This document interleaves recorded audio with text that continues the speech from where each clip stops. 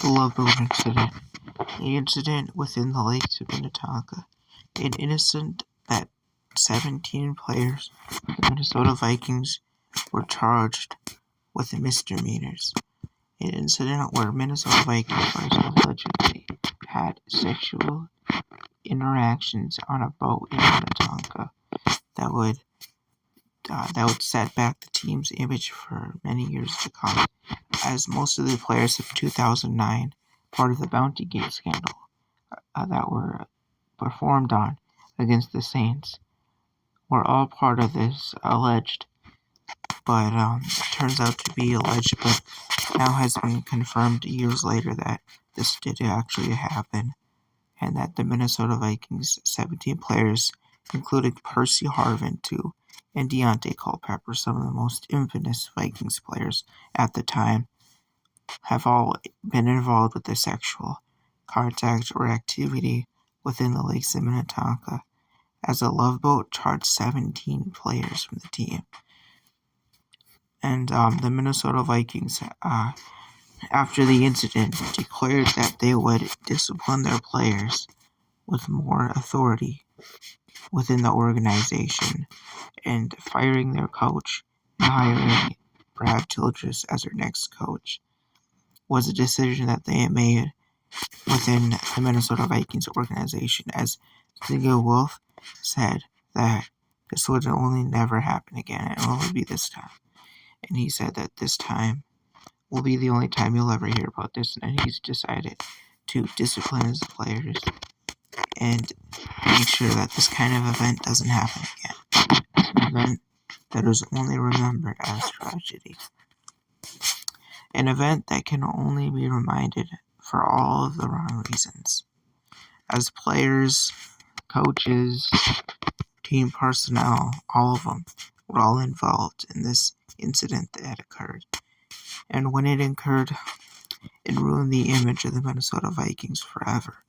The image that the Minnesota Vikings were Minnesota nice, and Minnesota is known for being nice. But on this event, it wasn't very nice. It was far from nice, actually. And they did it somewhere in the lake where no one could see.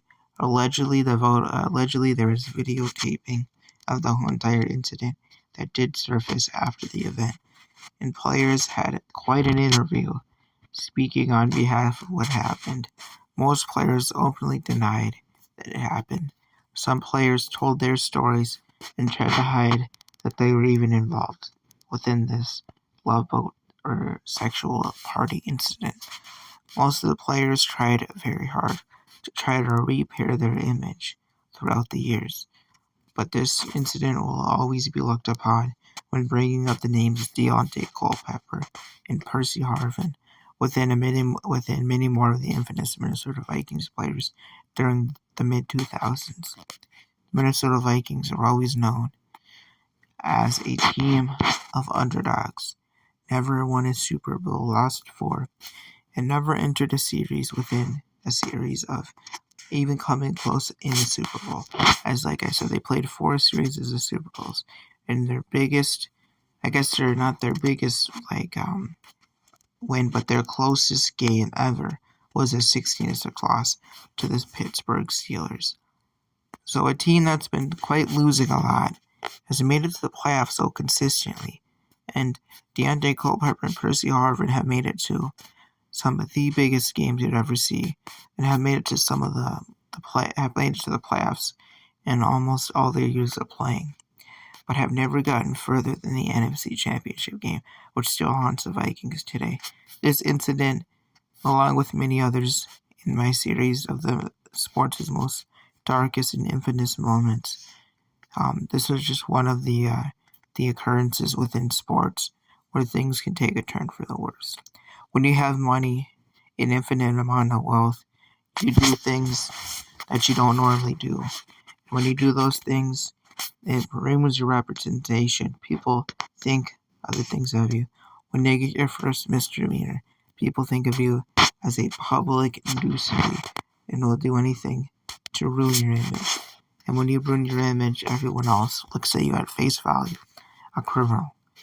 And this, looking upon back then, has made the Minnesota Vikings a legacy of failure